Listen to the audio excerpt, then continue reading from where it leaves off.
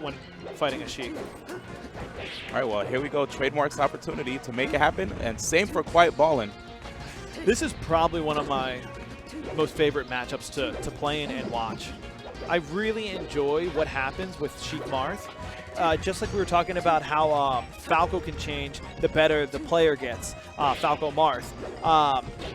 Same thing with this. I think earlier on, lower levels, the Sheik absolutely wins the matchup. And the higher you go, the more in favor it gets of Marth. And I love seeing it. And just see what the players can do against each other. Yeah, these guys definitely can combo each other quite well. I know, for one thing, I loved how, as time progressed in the Smash meta, Marth actually started learning how to do the matchup appropriately. Yeah. Right. How to approach, how to get KOs, because that's probably the most difficult part. I think Marth can combo Sheik pretty well, and I think he's really learned how to approach. The difference in Marth beating Sheik and losing to them is how are these Marths getting the KOs off. Which Marth would you say was pivotal in learning how to face off against Sheiks? Would you say Mutaking was the? No, I would say who really shines is PPMD. PPMD. PPMD okay. versus Plup. Anyone go watch that? One of the best Sheiks in the world, Plup right now, and it looks like Marth just has the total advantage. Right. You wouldn't even think, Sheik has a chance, and I love Plup. I think he's an amazing player. But PP just has so much control in that matchup. And a lot of times, Mewtwo King goes Sheik against Marth. So I think Mewtwo King might be slightly under the mindset that Sheik still has the advantage, where PP just comes out strong and just puts Sheik in her place. It's really scary to watch. Knowing how, Marth, he has a sword, right? A lot of players back in the day said, if you want to play Marth appropriately, just, keep him outside. In theory, if you play Marth really well, you could just keep him outside the entire time. Just keep someone away from you, yeah. And I think where that really started changing is when everyone knows this, but when they started realizing Marth doesn't have a projectile. You're going to stay away from me, I'm just going to throw stuff at you. I'm going to throw needles, I'm going to throw turnips, I'm going to laser you. And then Marth were forced to approach. And when Marth is forced to approach, that's when he starts losing his spacing. Yes. If you don't approach appropriately and you're being forced in on your opponent, you then come in, you mess up your spacing, and then your opponent takes advantage. And I think Marth was at the top of the tier list back when Ken was leading the way. Yep, and Azen was.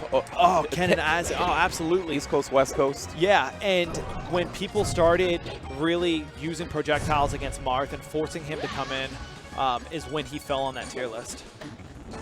We saw the Marth bump his head right there. I hate when that happens. It's the worst.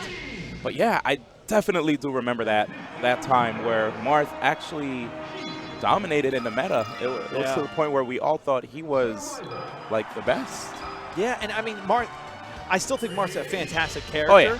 You always see a Marth in the top 3 in these large tournaments, right?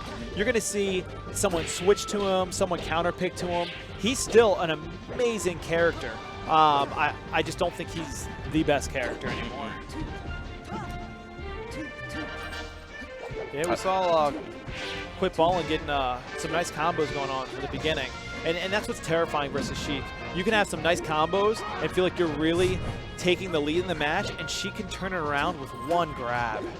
And right now, if you see, Trademark has the percentage advantage here.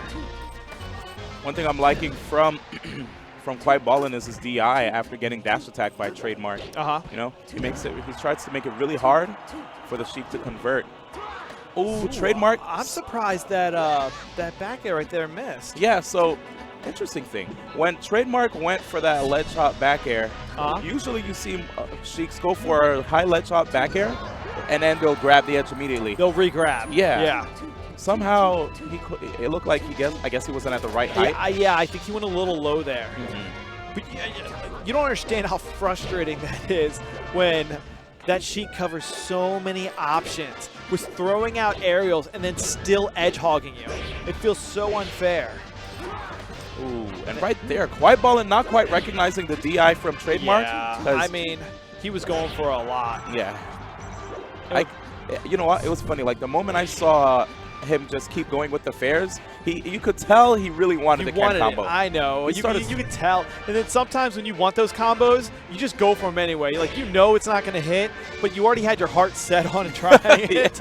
So true. It's like, oh, man, I just got to let this connect. And then your opponent DIs appropriately. Yeah. We saw a counter there. I don't think that's a good decision in this matchup. You know, versus Fox, versus Falco, when you have a character that's putting out so many hit frames, I think a counter could work. But against a Sheik that's very meticulous, she's not just throwing out moves. And when you miss your counter, one grab's going to happen, and you're going to get tacked on like 40%. The 7% you get from a counter isn't worth the risk of running that 40% that you're going to get tacked onto from the Sheik's grab. Yeah, and Sheik definitely gets a lot of mileage out of that grab too, so you have to be careful throwing out the counter like that. I know a lot of times you might see Marths, if they do a ledge hop from the edge, they'll counter, expecting like maybe a Sheik to down smash. Yeah. But if she doesn't, she'll probably just come in and grab you. Exactly. Your back is now to the ledge. You get down thrown, and you're getting slapped right off the stage. Yep. And you're so close to the edge, it's not worth it. So these players definitely going to have to think twice about using something that, you know, will keep them open for quite a bit. Yeah, if you see here, the Marth's playing a little bit defensively, and he just took several needles. He's trying to hang back, and that's the trick with Marth. You have to play defensively, but in your opponent's face, so it doesn't look like you're playing defensively. When you're dash dancing like he just was on the other side of the screen, your opponent knows you're not coming in on me. Exactly. You need to do your dash dancing and your in and outs really, really close to your opponent so they don't start camping you. So you're being defensive offensively, if that makes sense. Yeah. And it keeps it from your opponent just camping you out with projectiles. And we're kind of seeing that from Ballin now. He's recognizing He's getting a little bit closer, right? Yeah, because the stage, Final Destination's really big, which leaves room for camping, right? Or zoning, rather. So that's why he's just trying to close the distance right now, noticing that if he can at least get in Trademark's face, if there's a bad needle toss, he'll be able to grab him. Yeah. And I like how Ballin is moving in with down tilts. Very smart because up B early and almost gets the edge hog and almost gets a smash it off, but doesn't have a jump and falls to his death. Unfortunately. Well, good stuff right there. Trademark with the 2-0 victory, and he shakes his head even though he won. I guess he wanted a bigger win. Yeah, it's all good. Well, congratulations to him regardless. Yeah.